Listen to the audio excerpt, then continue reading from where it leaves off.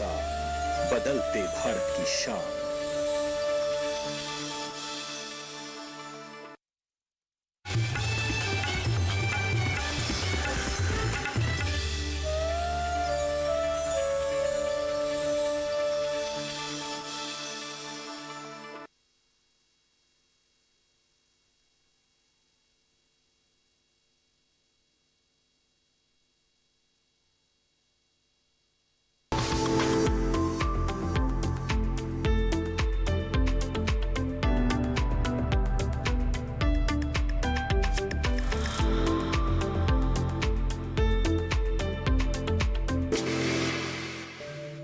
आइए देखते हैं प्रधानमंत्री मत्स्य संपदा योजना पर चौपाल चर्चा का भाग 1।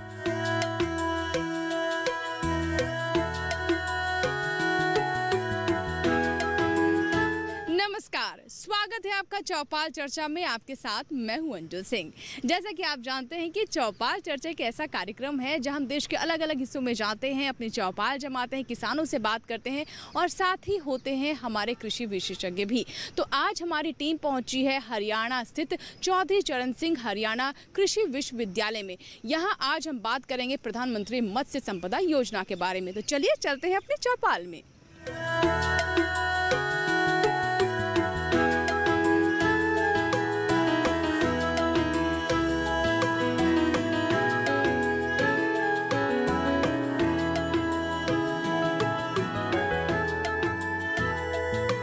रचना जी, जैसे कि आप चौधरी चरण सिंह हरियाणा कृषि विश्वविद्यालय में फिशरीज कॉलेज में ऑफिसर इंचार्ज हैं, तो मैं आपसे जानना चाहती हूँ कि इस कॉलेज के आने के बाद और साथ ही प्रधानमंत्री मत्स्य संपदा आने के बाद किस तरह का प्रभाव आप इस क्षेत्र में देख रही हैं? यहाँ पर जो है टेक्निकल गाइडेंस की कमी थी जो फार्मर्स को अब मिलनी शुरू हो गई है। और दूसरा, जो गांव के बच्चे हैं वो हमारे कॉलेज में एडमिशन ले रहे हैं, वो इसको अपने व्यवसाय के रूप में अपनाना चाह रहे हैं। यानी युवा जो इससे जुड़ रहा है और इसे एक बिजनेस मॉडल की तरह से ले रहा है। जी बिल्कुल। तो चलिए हमारी चौपाल भी।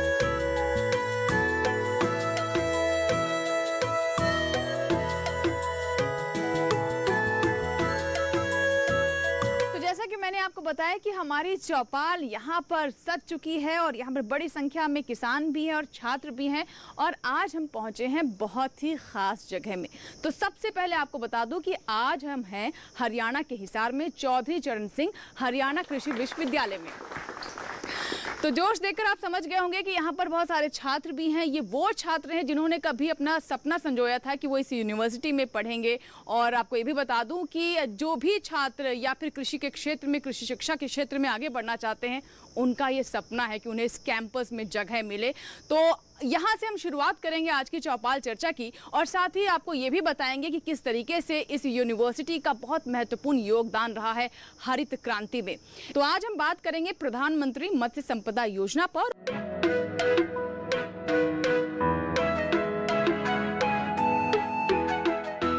तो चलिए हम बातचीत की शुरुआत करते हैं। सबसे पहले जो हमारे मेहमान हैं उनसे हम चर्चा की शुरुआत करते हैं। मैं अपने स्थान पर खड़े हो जाए, अपना नाम बताइए। नमस्कार जी, मेरा नाम प्रोफेसर रचना गुलाटी है। मैं यहाँ officer incharge fisheries science college की हूँ। हरियाणा हमेशा से अग्रणी रहा है हर चीज़ में जहाँ मौका मिलता है। आपको जैसे मालूम है, हरियाणा जो है वो लैंडलॉक स्टेट है, आसपास कोई पानी का इतना बड़े सोर्स नहीं है। लेकिन जब ये प्रधानमंत्री मत्स्य योजना आई, फार्मर्स को इसमें बेनिफिट दिखा, हम लोगों को दिखा कि हम इसमें कुछ कर सकते हैं। तो हमारी यूनिवर्सिटी ने सबसे पहले हमारे राज्य में जो है फिशरीज़ कॉलेज की स्थापना करी 2019 में। तब से लेकर अब तक हम फार्मर्स के कांटेक्ट में हैं, उनके लिए ट्रेनिंग ऑर्गेनाइज करते हैं, अपनी रिसर्च कर रहे हैं कि उनको नई नई टेक्नोलॉजी हम बता सकें। प्रधानमंत्री मत्स्य योजना एक ऐसी योजना है जिससे फार्मर्स को सब्सिडी मिल रही है, जिसमें सेंटर और स्टेट दोनों का कोलैबोरेशन है जी। सेंटर जो है वो 40% के करीब देता है और स्टेट जो है 60% के करीब करता है। और इसमें भी औरतों को ज़्यादा प्रोत्साहन देने के लिए और जो शेड्यूल कास्ट से बिलोंग करते हैं उनको ज़्यादा प्रोत्साहन देने के लिए उनको करीब 60% की सब्सिडी इसमें दी जाती है। जी जी। तो जी। बहुत ज़्यादा लोग जो हैं इसका फ़ायदा उठा रहे हैं। बिल्कुल जी, इसमें अपने कोई स्थान पे किसी- बैठ सकते हैं। तो देखिए काफ़ी इसमें प्रयास किए जा रहे हैं और सरकार का मकसद भी यही है कि इसे और प्रोफेशनल तरीके से, व्यावसायिक तरीके से अपनाया जाए। हमारे साथ कुछ और मेहमान हैं, उनसे बात करते हैं। सर, अपना नाम बताइए। नमस्कार जी, मेरा नाम डॉक्टर धर्मवीर सिंह मलिक है। जी, धर्मवीर जी, जैसे कि मैं बता रही हूँ कि ये यूनिवर्सिटी जो है बहुत ख़ास है और जैसे मैम ने बताया कि 2019 से यहाँ पर फिशरीज़ के लिए इस संस्थान की शुरुआत की गई। कितना लाभ देख रहे हैं लगभग इन 3-4 सालों में? ऐसा है मैडम, जो fisheries college Haryana agriculture university में है, ये हरियाणा का पहला फिशरीज कॉलेज है। और फिशरीज जो मछली पालन में है, मेरा जो फील्ड है वो बेसिकली मोटे तौर पे कहें तो मछली पालन दो प्रकार का है। एक प्राकृतिक साधनों से मछली को पकड़ना और एक किसानों द्वारा डिफरेंट वाटर बॉडीज में मछली की कल्चर करना। तो मछली की कल्चर में किसानों का जो मेन खर्चा होता है वो मछलियों के फीड पे होता है। तो मेरा जो स्पेशलाइजेशन है, फील्ड ऑफ स्पेशलाइजेशन है, वो फिश न्यूट्रिशन है।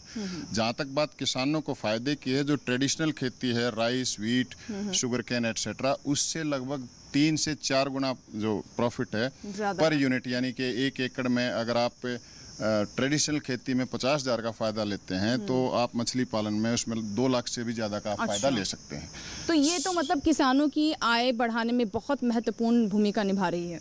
हाँ, हरियाणा लैंडलॉट होने के बावजूद भी हमारे जो per unit area fish production है वो हिंदुस्तान में हमारा स्थान लगभग दूसरा है। हम 1 एकड़ में लगभग हम एक हेक्टेयर में हम लगभग 7600-7700 किलोग्राम तक जो है मछलियाँ निकाल पाते हैं, जो देश की एवरेज से लगभग 2 गुने से भी ज़्यादा है। बिल्कुल। तो देखिए यहाँ पर बैठ सकते अपने स्थान पर, जैसा कि हमें बताया हमारे एक्सपर्ट ने कि किस तरीके से बहुत अधिक लाभ इसमें किसान ले रहे हैं। जो परंपरागत तौर पर खेती करते थे वो तो था ही, लेकिन इसके अलावा अगर वो मछली पालन को भी साथ साथ अपनाते हैं तो उससे और अधिक लाभ हो रहा है। हमारे साथ कुछ और गेस्ट हैं, एक्सपर्ट हैं, उनसे बात करते हैं। आपसे मैं समझना चाहूँगी कि जैसे मछली पालन की जब हम बात करते हैं तो अभी भी हमारे दिमाग में वही समंदर दिखाई देता है, समंदर में मछुआरे दिखाई देते हैं या छोटे छोटे पॉन्ड्स दिखाई देते हैं जिसमें मछली निकाली जा रही है। लेकिन यहाँ जो मैंने स्ट्रक्चर्स देखे वो कमाल के हैं। किस तरह से नई तकनीक का इस्तेमाल हो रहा है इसमें? मैडम देखो, कृषि विज्ञान केंद्र क्या करता है, जो अपने SC ST के फार्मर हैं इनकी ट्रेनिंग करवाते हैं। उसमें क्या है कि एनिमल साइंस जो पार्ट है उसके अंदर, इसी तरह उसके अंदर मशरूम प्रोडक्शन की, बी कीपिंग की, और भी जैसे फसल अवशेष प्रबंधन की, जैसे आजकल चल रही है धान की सीधी बिजाई की। तो इस तरह की डिफरेंट टेक्निक जो हैं वो फार्मर तक पहुंचाते हैं ताकि फार्मर्स की इनकम बढ़ सके। उसी का एक पार्ट जैसे आप कह सकते हो कि मछली पालन भी है, क्योंकि मेन जो मोटो रहता है वो तो यही है कि किसान अपनी आय बढ़ा सके। तो कृषि विज्ञान केंद्र इसमें काफ़ी हेल्प करता है ट्रेनिंग की। अपने स्थान पे बैठ सकते हैं आप। तो देखिए जब नई तकनीक की बात होती है तो उसमें श्रम भी कम लगता है, लेकिन साथ ही साथ ट्रेनिंग बहुत महत्वपूर्ण हो जाती है। और इस तरह के जो संस्थान हैं, जो इंस्टीट्यूट्स हैं, वो ट्रेनिंग पहुंचाने का काम करते हैं जिससे और दक्षता से मछली पालन किया जा सके। हमारे साथ कुछ और यहाँ पर साइंटिस्ट हैं, एक्सपर्ट हैं, उनसे हम बात करते हैं। सर, अपना इंट्रोडक्शन। नमस्कार जी, मेरा नाम भीमसेन बेनीवाल है और मैं जिला मत्स्य अधिकारी हिसार के पद पर कार्यरत हूँ। जी सर, मैं आपसे समझना चाहूँगी कि जो यहाँ पर किसान हैं जो पहले खेती करते थे, क्या उनका आप रुख देख रहे हैं मछली पालन की तरफ, और कुछ क्या ऐसे भी आपके सामने उदाहरण आए हैं जो कि पूरी तरह से मछली पालन में अब लग गए हैं? जी, लोग परंपरागत खेती बाड़ी से हटके कुछ नया करना चाहते हैं। तो जो प्रधानमंत्री मत्स्य संपदा योजना आई है, इसमें काफ़ी सारी किसानों के लिए स्कीमें हैं। तो आजकल जो किसानों के युवा बच्चे हैं वो कुछ नया करना चाहते हैं। तो मत्स्य पालन से बहुत ही युवा अब जो जुड़ रहे हैं और इस क्षेत्र में बहुत ही आगे बढ़ रहे हैं, और जो नई नई तकनीकी है उनका प्रयोग करके अपनी आमदनी बढ़ा रहे हैं। जी बिल्कुल। तो नई तकनीक का इस्तेमाल करके अपनी आमदनी को बढ़ा रहे हैं। कुछ और हमारे साथ एक्सपर्ट, उनसे बात करते हैं। मैम, अपना नाम बताइए। नमस्कार, मेरा नाम शिखा हलावत है। मैम, यहाँ पर मैंने एक चीज़ सुनी है कि झींगा पालन बहुत लोकप्रिय हो रहा है और काफ़ी तेज़ी से यहाँ पर बढ़ रहा है और एक तरीके से इस क्षेत्र की पहचान बनता जा रहा है। इसके बारे में बताएं। श्रिम्प बहुत ज़्यादा वैल्यूएबल है और लेकिन श्रिम्प की जो प्रोडक्ट लाइफ होती है, सेल्फ लाइफ होती है, वो बहुत कम होती है। उसे सेल्फ लाइफ बढ़ाने के लिए उसके एडिशनल वैल्यूज़ के द्वारा प्रोडक्ट बनाए जाते हैं, जैसे कि अचार है, बड़ी है और प्रोसेस किया जाता है। प्रोसेस किया जाता है। इससे क्या होता है, इसको बहुत दिनों तक उपयोग में लाया जा सकता है और इससे किसानों की आमदनी भी बढ़ाई जा सकती है। जी बिल्कुल, अपने स्थान पे बैठ सकते हैं। तो देखिए, झींगा पालन यहाँ के लिए बहुत उपयोगी, एक तरीके से हम कह सकते हैं एक नया विकल्प है, अवसर है किसानों के लिए, मछली पालकों के लिए, और उस पर काफ़ी काम भी किया जा रहा है। जी, अपना नाम बताएं। नमस्कार, मैं doctor Tejpal Daiya, assistant professor college of fisheries science, CCHHU Hisar. जी सर, मैं आपसे समझना चाहूँगी कि मछली पालन को लेकर किस तरह से यहाँ पर रुझान देखा जा रहा है और कितनी तेज़ी से इसे लोकप्रिय होता हुआ देख रहे हैं आप? हरियाणा में मछली पालन बहुत ही तेज़ स्पीड से बढ़ रहा है और जितने भी युवा हैं उन सभी का रुझान मछली पालन की तरफ है। जी, जिसके पास कम ज़मीन है वो बायोफ्लॉक से खेती करना चाहता है, फिश मछलियों को कल्चर करना चाहता है। जिसके पास ज़्यादा ज़मीन है तो वो अपने खेत में जोहड़ बना के उसमें मछली पालन करता है। जी, जिसके पास ज़मीन नहीं है वो भी पंचायत की ज़मीन को लीज पर लेकर मछली पालन का कार्य कर रहे हैं। जी, मछली पालन के क्षेत्र में हरियाणा दूसरे नंबर पर है देश में और काफ़ी हम प्रोग्रेस कर रहे हैं।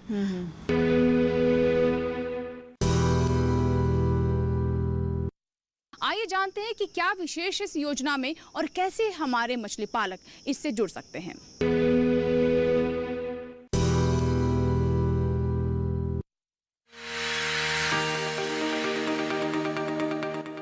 भारत दुनिया का दूसरा सबसे बड़ा मछली पालक और चौथा सबसे बड़ा मछली निर्यातक देश है और देश में काफी संख्या में लोग मछली पालन के काम से जुड़े हैं। इसी को ध्यान में रखते हुए सरकार ने मछली पालन के विकास के लिए बड़ी कवायद करते हुए मत्स्य संपदा योजना की शुरुआत की है। प्रधानमंत्री मत्स्य संपदा योजना की अनुमानित लागत 20,050 करोड़ रुपए है।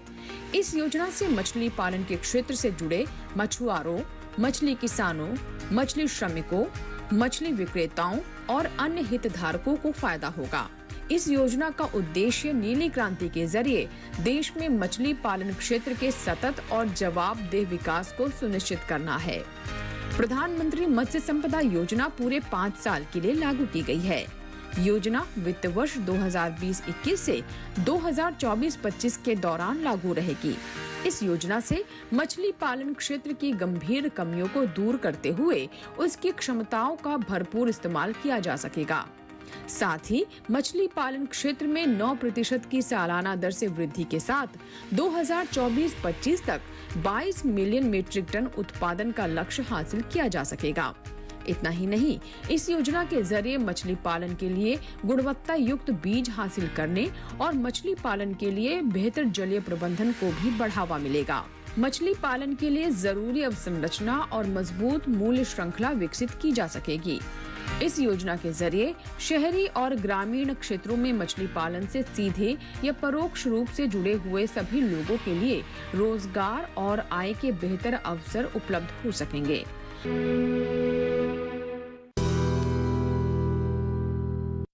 मत्स्य विज्ञान का कॉलेज, महाविद्यालय, विश्वविद्यालय में स्थापित किया गया है, जिसका मुख्य उद्देश्य है कि हम मत्स्य पालन से होने वाली आय को बढ़ा सकें।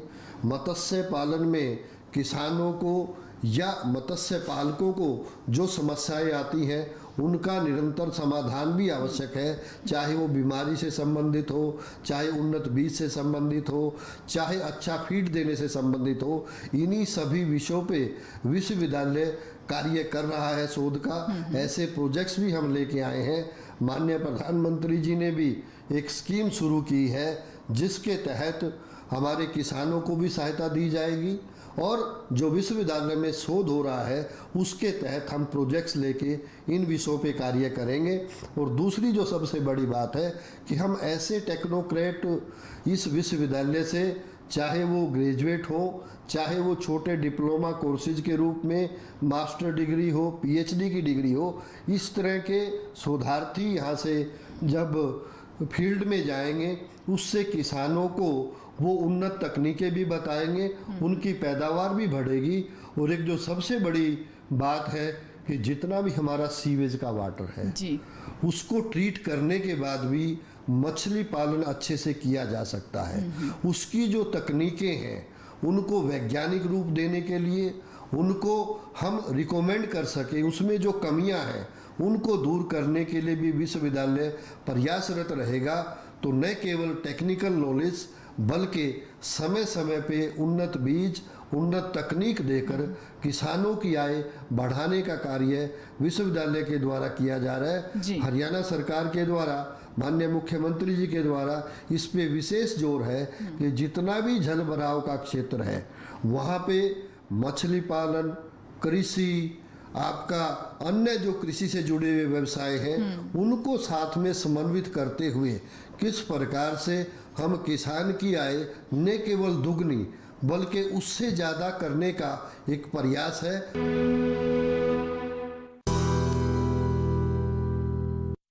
फिलहाल वक्त एक छोटे से ब्रेक का। ब्रेक के बाद भी चौपाल चर्चा जारी रहेगी। कुछ और किसानों से करेंगे बात इस छोटे से ब्रेक के बाद।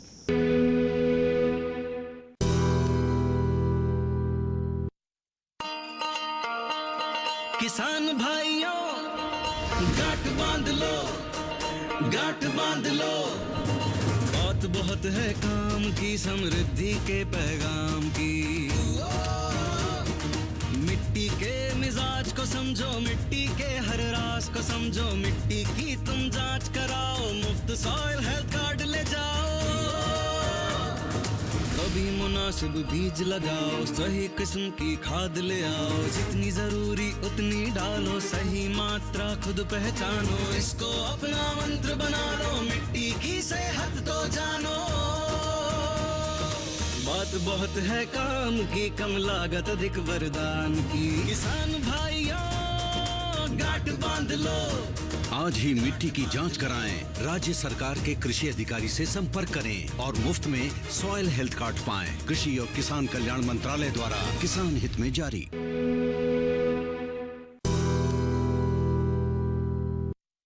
ब्रेक के बाद एक बार फिर आपका स्वागत है। आप देख रहे हैं चौपाल चर्चा और इस चौपाल में आपको बता दें कि यहाँ किसान भी हैं, कुछ छात्र भी हैं जो कि इसी क्षेत्र से जुड़े हुए हैं। तो चलिए फिर से चलते हैं चौपाल में और बात करते हैं कुछ किसानों से, कुछ छात्रों से।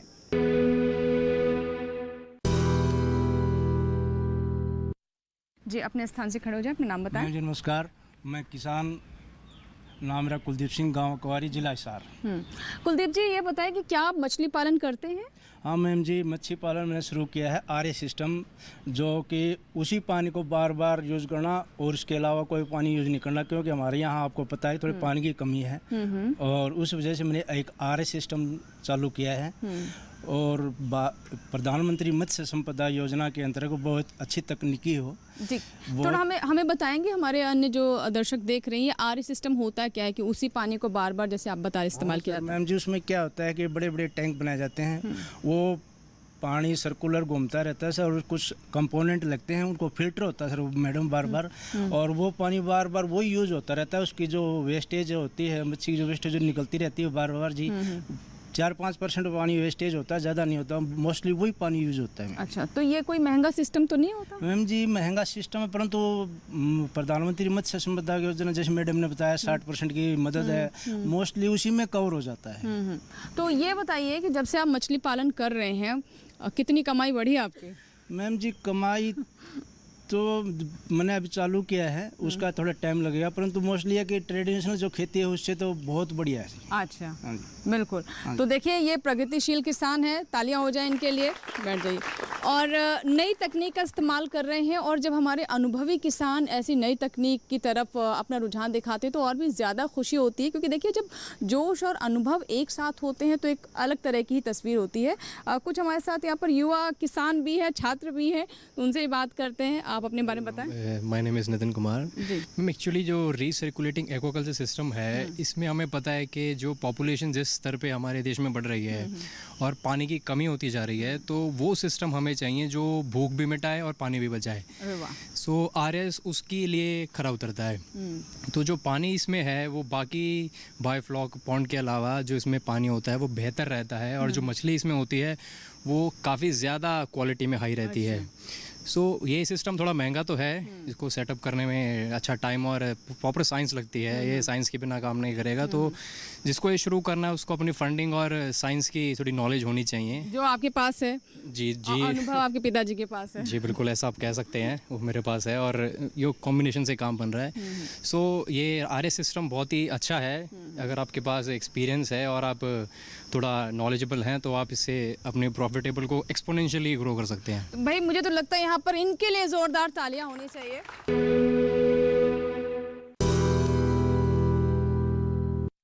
फिलहाल वक्त एक छोटे से ब्रेक का। ब्रेक के बाद भी चौपाल चर्चा जारी रहेगी, कुछ और किसानों से करेंगे बात इस छोटे से ब्रेक के बाद।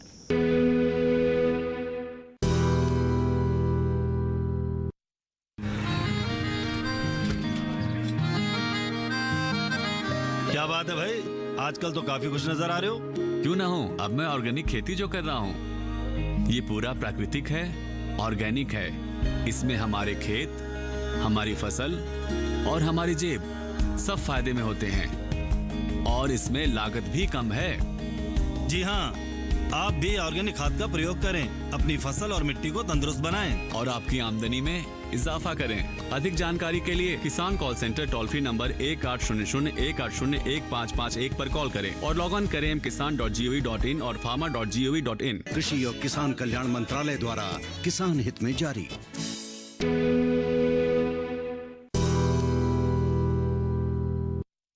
ब्रेक के बाद एक बार फिर आपका स्वागत है। आप देख रहे हैं चौपाल चर्चा और इस चौपाल में आपको बता दें कि यहाँ किसान भी हैं, कुछ छात्र भी हैं जो कि इसी क्षेत्र से जुड़े हुए हैं। तो चलिए फिर से चलते हैं चौपाल में और बात करते हैं कुछ किसानों से, कुछ छात्रों से।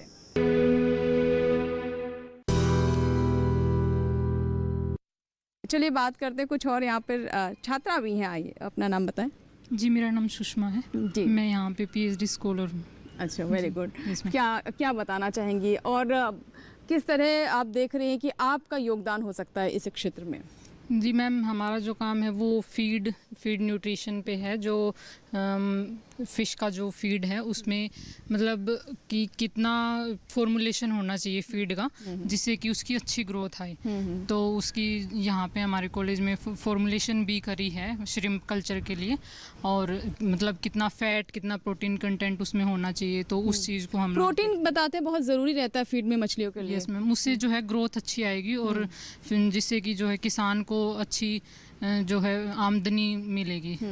और फीड की जो मछलियों की फीड है उसके बारे में अक्सर हम जब बात करते हैं मछली पालकों से, कहते हैं बहुत खर्चा आता है इस पे और जो रेडीमेड मिलता है वो बहुत एक्सपेंसिव होता है।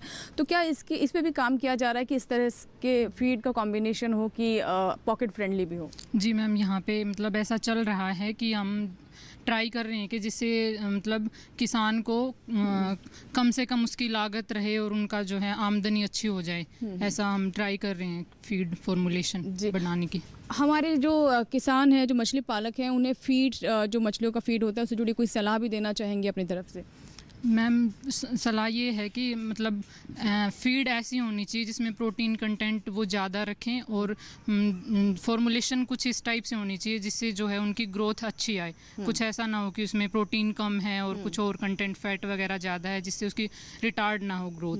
जी जी बिल्कुल, बैठ सकते अपने स्थान पर। तो देखिए जो एक तरीके से फीड कहें या दाना होता है मछलियों का, उसके बारे में उन्होंने बताया। देखिए मैं तो कभी इतना सोचा भी नहीं था इसके बारे में, हमने तो बस ऐसी तस्वीरें देखी कि कुछ दाना डाला जाता है मछलियों को, लेकिन उसके पीछे कितना साइंस होता है वो अभी हमने समझा। हमारे साथ एक और एक्सपर्ट है, उनसे हम बात करते हैं। जी सर। मैं डॉक्टर कुलदीप सिंह, कृषि विस्तार विशेषज्ञ KVK सदलपुर से हूँ। जी कुलदीप जी, क्योंकि आप तो कृषि विस्तार से जुड़े हुए हैं तो आपकी भूमिका तो बहुत महत्वपूर्ण हो जाती है, क्योंकि जो हम कहते हैं ना कि लैब टू लैंड, उसमें आप एक कड़ी हैं और बहुत कुछ हो रहा है यहाँ पर, लेकिन जब लोगों तक पहुँचे ना, किसानों तक पहुँचे ना, तो उसका कोई महत्व नहीं रह जाता, उसका फ़ायदा नहीं होता। तो किस तरह से आप इस पे अपनी भूमिका निभा रहे हैं? देखो, कृषि एक बहुत बड़ा व्यवसाय है। इसके अंदर जो मेनली जो किसान हैं वो परंपरागत कृषि कर रहे हैं, जैसे क्रॉप प्रोडक्शन के फसल उत्पादन सिर्फ कर रहे हैं। अगर सिर्फ उसके ऊपर रिलाई करेंगे, उसी के ऊपर डिपेंडेंट करेंगे तो किसानों को इनकम, डबल इनकम करने का जो सपना है वो साकार नहीं होगा। इसीलिए कृषि के अंदर और 7 अलाइड एक्टिविटी जैसे पोल्ट्री फार्म हो गया, मत्स्य फार्मिंग होगा, बी कीपिंग होगी, इनके लिए बहुत, इनका खेतीबाड़ी के अंदर लेकर आना बहुत ज़रूरी है। बात करते हैं हम मेनली मत्स्य फार्म, इसकी फ़िश कल्चर की। इसके अंदर सबसे पहले जो हमारा कृषि विज्ञान केंद्र है ये सारे किसानों को प्रशिक्षण देता है, और जो जिन फार्मर्स ने कर रखा है, जैसे कुलदीप जी ने बताया, उन फार्मर्स की वहाँ जाके विज़िट करवाते हैं, ताकि एक एक्सपोजर विज़िट होती है, ताकि फार्मर्स उससे मोटिवेट हो सकें और कुछ खुद कर सकें। और कोई समस्या आती है, हमारे यूनिवर्सिटी के अंदर फिशरी कॉलेज है, हमारे सारे एक्सपर्ट यहाँ बैठे हुए हैं, उनसे जहाँ तक कि हमारे लेवल की बातें हो तो उसको सॉल्व करते हैं। और टेक्निकल गाइडेंस चाहिए, एडवांस लेवल की फार्मिंग करनी है तो हम डॉक्टर साहब यहाँ कॉलेज में भेजते हैं और उनसे डिस्कस करते हैं जी। और हमारे हिसार जिला के अंदर बहुत सारे किसान हैं जो फिशरी के लिए काफ़ी आगे आ रहे हैं जी, और हम काफ़ी मोटिवेट कर रहे हैं, और इस तरीके से फार्मर्स जो किसानों की इनकम काफ़ी डबल हो रही है। जी बिल्कुल जी, अपने स्थान पे खड़े हो जाए। नमस्कार जी, मेरा नाम सुधीर है, मैं एक फ़िश फार्मर और एक्वा एंटरप्रेन्योर हूँ। ओके। मैं खुद भी फार्मिंग करता हूँ और फार्मिंग के दौरान जो प्रॉब्लम्स फार्मर को आती हैं तो उनको ध्यान में रखते हुए मैंने एक ऑनलाइन प्लेटफॉर्म बनाने की कोशिश की है। मांझा के नाम से है। मांझा तो बेसिकली नाम भी हमने लिया था डोर जो आपस में जोड़ती है, उसी को ध्यान में रखते हुए नाम भी हमने मांझा रखा है इसका। और फिश फार्मिंग में जितनी भी प्रॉब्लम्स आती हैं फार्मर को, चाहे वो सीड से लेके फीड मेडिसिन, हर स्टेप पे उसको कुछ पर्टिकुलर गाइडेंस की रिक्वायरमेंट होती है। तो फार्मिंग में भी यही रहता है कि जब आप बीज अच्छा डालते हैं तो ऑब्वियसली आपकी प्रोडक्शन भी अच्छी होती है। इन्हीं चीज़ों को ध्यान में रखते हुए हमने प्लेटफॉर्म डेवलप किया है और 10,000 फार्मर, मोर देन 10,000 फार्मर्स हमारे इस प्लेटफॉर्म पे थ्रू ऑफ इंडिया कनेक्टेड जी। आप मतलब मछली पालन करते भी हैं और एक तरीके से काउंसलिंग भी देते हैं? बेसिकली मैम मैं पोस्ट ग्रेजुएट हूँ कंप्यूटर साइंस में। अच्छा। और फार्मिंग जब की तो उसकी प्रॉब्लम्स का पता चला और जो एजुकेशन मैंने ली थी उसको उसके साथ कंबाइन करके फार्मर्स की प्रॉब्लम का सॉल्यूशन ढूंढने की कोशिश कर रहे हैं हम। चलिए, बहुत अच्छी बात है। देखिए, ये बात करते कुछ और किसानों से। जी नमस्कार मैडम, मेरा नाम हेमपाल, गाँव पाली है जी मेरा। मैं परंपरागत खेती करता था जी पहले। 95 में मैंने तालाब भी बनाया हुआ था, तो उस टाइम पे मेरी फिश जो है ना फ्लड की वजह से बाहर निकल गई थी। तो मेरा मन टूट गया जी फिर। तो अब जैसे 2014 के बाद आपका किसान चैनल आया जी, तो मैं उसको रेगुलर देखता हूँ जी। और उसके बाद मेरा कुछ प्रधानमंत्री मत्स्य योजना के तहत जो ना उन्होंने प्रोत्साहन दिया किसानों को कि पक्के टैंक बना के, कुछ हमने जो बायोफ्लॉक भी देखे, कुछ दूसरे भी देखे जो ना, मैंने 2019 में पक्के टैंक बनाए जी और ऊपर शेड भी लगाया। तो उससे मेरे को ये लगा कि भाई एक तो जो मौसम की मार होती थी उससे काफ़ी नुकसान हो जाता था। कई बार ऊपर से जहरीली बारिश भी होती थी तो हमारी मछली मर जाती थी। हाँ जी, तो अब ये प्रॉब्लम नहीं है और बहुत कम जगह में हमारी मच्छी ज़्यादा हो सकती है। यहाँ पे हमें ज़्यादा मुनाफा मिल सकता है जी। और वैसे मैंने उसको RAS में कन्वर्ट कर दिया जी। तो उसका जो हमारे को ये फ़ायदा ज़्यादा है कि तो हमारी पानी की बचत हो जाती है। जो वेस्ट पानी उसको हम दोबारा से उसी को यूज़ कर सकते हैं। कम लागत में अच्छी आय, मत्स्य पालन का कीजिए व्यवसाय। जी हाँ, तो यही हमने जाना कि किस तरीके से आज के समय में हमारे मछली पालक, हमारे किसान मत्स्य पालन को अपना सकते हैं। उम्मीद करते हैं कि आज की चौपाल चर्चा में जो हमने बातें आप तक पहुंचाई हैं, ज़रूर उसका आप लाभ लेंगे। इसी के साथ ही यहाँ लेंगे आपसे इजाज़त, फिर जमाएंगे अगले एपिसोड में एक और चौपाल। तब तक के लिए आप बने रहे दूरदर्शन किसान के साथ। नमस्कार।